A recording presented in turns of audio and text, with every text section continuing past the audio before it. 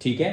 तो अब हमारे पास देखो दोबारा से स्टार्ट करते हैं। तो हमारे पास जो बेसिक जो इंट्रोडक्शन है वो क्या है, जो नया चैप्टर हम स्टार्ट कर रहे हैं वो क्या है, एक्सप्लोरिंग अलजेब्रिक आइडेंटिटीज। तो यहाँ पे जब हम बेसिकली बात करते हैं अलजेब्रिक आइडेंटिटीज की, तो इसका मतलब हम यहाँ पे क्या करेंगे, यहाँ पे हम अनलाइक टर्म्स से डील करेंगे। ठीक है, यहाँ पे हम लोग क्या करेंगे, अनलाइक टर्म्स पे कैसे ऑपरेशंस लगाए जाते हैं उनको चेक करेंगे। क्योंकि आज तक छोटी क्लासेस में हमने क्या किया है, छोटी क्लासेस में हमने ये देखा है कि लाइक टर्म्स को कैसे सॉल्व किया जाता है। ठीक है, तो यहाँ पे अलजेब्रिक आइडेंटिटीज की हम जब बात करते हैं तो देखो यहाँ पे सबसे पहले अगर हमने आज तक हमने क्या किया है, अगर हमारे पास कभी भी कोई नंबर हो जैसे 2 + 3, तो ये कितना आ जाता है, ये हमें मिल जाता है 5, राइट। क्यों, क्योंकि यहाँ पे जो 2 था वो क्या था, कांस्टेंट था।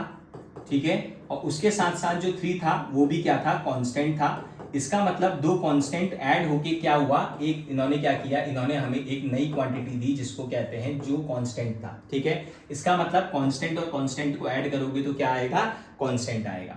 अब यहाँ पे हमें अलजेब्रिक आइडेंटिटीज सबसे पहले क्यों इंट्रोड्यूस की गई, मतलब ये हमें आइडेंटिटीज क्यों पढ़नी है।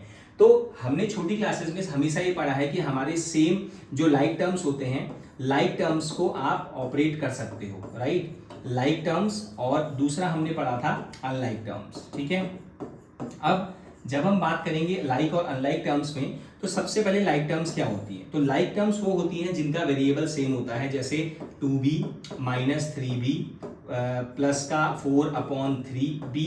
तो आप इन तीनों में देखो, यहाँ पे हमारे पास तीनों के तीनों में जो वेरिएबल है वो क्या है, b। दैट मीन्स ये क्या है, ये सारे लाइक टर्म्स हैं। बट जब हम बात करेंगे अनलाइक टर्म्स की, तो यहाँ पे अगर एक 2a है तो दूसरा उसके साथ क्या हो जाएगा, 3b हो जाएगा, तीसरा क्या हो जाएगा, 4/3c हो जाएगा, या फिर हम कह सकते हैं 2a²।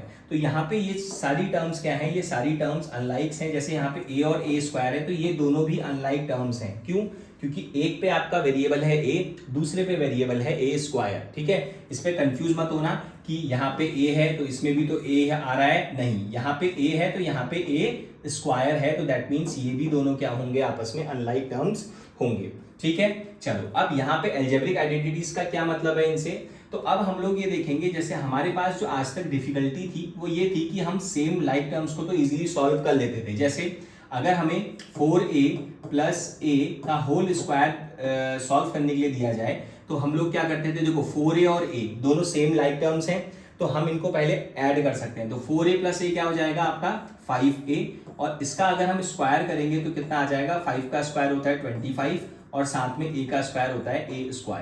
तो मतलब लाइक टर्म्स तो बहुत इजीली ऑपरेट हो जाते थे, बहुत इजीली सॉल्व हो जाते थे, लेकिन प्रॉब्लम कहाँ पे आती थी, प्रॉब्लम आती थी जब आपके पास दो अनलाइक टर्म्स सॉल्व करने के लिए आए। जैसे अगर मैं बात करूं 4a + 2 का होल स्क्वायर, तो अगर आप इसमें देखोगे, देखो यहाँ पे फर्स्ट जो टर्म है, फर्स्ट वाली टर्म है आपका 4a, सेकेंड टर्म है कांस्टेंट दैट इज 2। तो यहाँ पे एक आपका वेरिएबल है और उसके साथ साथ कांस्टेंट है। अब इन दोनों को अगर हम सॉल्व करें तो हमारे पास कोई ऐसा फॉर्मूला या कोई ऐसा अनलाइक टर्म्स को सॉल्व करने की कोई ट्रिक नहीं थी। तो उसी के लिए क्या किया गया, अलजेब्रिक आइडेंटिटीज को फॉर्म किया गया। क्यों, क्योंकि इन अलजेब्रिक आइडेंटिटीज की हेल्प से हम क्या कर सकते हैं, हम दो क्वांटिटीज को सॉल्व कर सकते हैं। जैसे अब यहां से हमारे पास एक फर्स्ट फॉर्मूला निकल के आया a + b का होल स्क्वायर। ठीक है, अगर आप देखोगे कि इसका फॉर्मेशन कहां से हुआ है, तो ये हमारे पास एक छोटा सा एक स्क्वायर बनाया हुआ है। इस स्क्वायर की जो साइड है, देखो येलो साइड आपके पास a है, ग्रीन वाली साइड आपके पास b है, और लेफ्ट में भी अगेन स्क्वायर की सारी साइड सेम होती है। तो अगर ऊपर जब हम इनको ऐड करेंगे तो a + b जो उसकी एक साइड हो जाएगी और सेकंड साइड क्या हो जाएगी, a + b, क्योंकि स्क्वायर की चारों साइड्स इक्वल होती हैं, राइट। अब यहां से हमारे पास क्या आया, जब हम इसका एरिया निकालेंगे तो हमें पता है कि एरिया क्या होता है, साइड इंटू साइड। तो इसका एरिया क्या आ जाएगा, a + b का होल स्क्वायर। अब जब हम इसे सॉल्व करेंगे तो यहाँ इन्होंने एक आइडेंटिटी बताई हमें, जो हो जाएगा a² + 2ab + b²। तो ये हमारे पास फर्स्ट आइडेंटिटी आई किसकी, दो अलग अलग क्वांटिटीज या फिर दो किसको कहेंगे, जो दो अनलाइक टर्म्स का स्क्वायर अगर हमें निकालना है तो उसके लिए हमारे पास ये आइडेंटिटी इंट्रोड्यूस की गई, जो कि है a + b का होल स्क्वायर, जो होगा क्या, a² + 2ab + b²। ठीक है, ये हमारे पास क्या है, ये हमारे पास आइडेंटिटी है दो अनलाइक टर्म्स का स्क्वायर निकालने के लिए।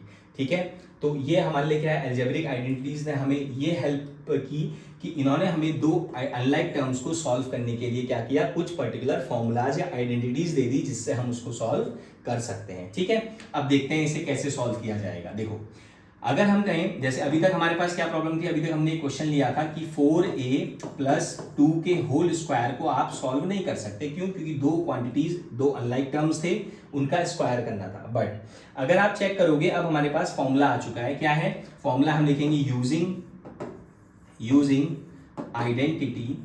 क्या आइडेंटिटी यूज कर रहे हैं हम लोग? यूज कर रहे हैं a प्लस बी का होल स्क्वायर। क्या होता है? a square plus B square plus 2ab। ठीक है, मैंने यहाँ पे आगे पीछे कर दिया है नंबर्स को, उससे कोई फर्क नहीं पड़ता क्योंकि उनके साइन उनके साथ हैं। चलिए, a स्क्वायर का मतलब है, a मतलब है जो आपकी फर्स्ट टर्म है। तो फर्स्ट टर्म हमारे पास क्या है? फर्स्ट टर्म हमारे पास 4a है, और b मतलब सेकेंड टर्म, मतलब यहाँ पे 2। हम यहाँ वैल्यू पुट करेंगे। जब a स्क्वायर की वैल्यू पुट करेंगे, देखो a square plus B square plus 2ab में हमें वैल्यू पुट करनी है। a क्या है आपका? 4a का होल स्क्वायर, b आपका क्या है? 2 का होल स्क्वायर, और 2 इंटू 4a इंटू 2। ये हमने इसमें सारी अपने फॉर्मूले में वैल्यूज पुट कर दी। अब हम इसे सॉल्व करेंगे। 4 का स्क्वायर कितना होता है? 16, साथ में a स्क्वायर प्लस 2 का स्क्वायर होता है 4 प्लस 2 4 जा 8 एंड 8 2 जा 16a। ये हमारे पास क्या है? अब आप चेक करोगे अगर कि यहाँ पे हमारे पास फर्स्ट टर्म a स्क्वायर में है, सेकेंड टर्म कांस्टेंट है 4, और थर्ड टर्म है 16a। दैट मीन्स तीनों क्वांटिटीज जो है तीनों अनलाइक टर्म्स हैं। तो अब यही इसका क्या होगा? यही इसका फाइनल आंसर होगा। हम इसे फर्दर और आगे सॉल्व नहीं कर सकते। ठीक है, कोई डाउट है इसमें?